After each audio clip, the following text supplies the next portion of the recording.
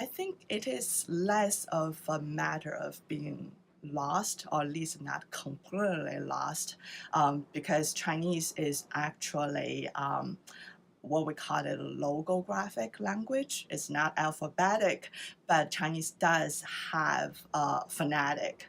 The script does have a phonetic component to it. In fact, over at least 85%. This I might be wrong about the statistics, but a very large portion of Chinese script actually having a phonetic component to it.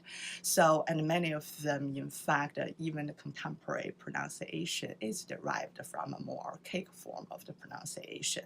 So, I think it would be more accurate to say that the pronunciations evolved rather than to say that the pronunciations or the sound, the phonetics got entirely lost.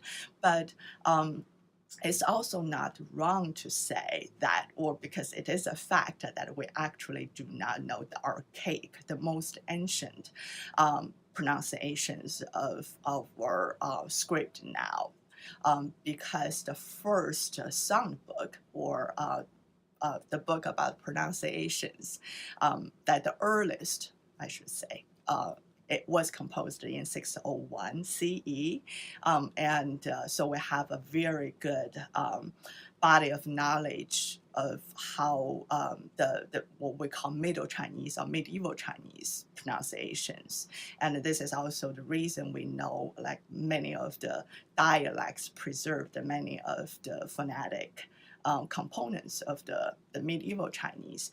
But before 601, Chinese had been spoken for a very long time, and so we had, but we do not have that kind of contemporaneous and systematic records of the of the texts, of the pronunciations. So we do, based on historical linguistics, we have reconstructions of archaic pronunciations, but they are hypotheses. So that will be that's a long answer.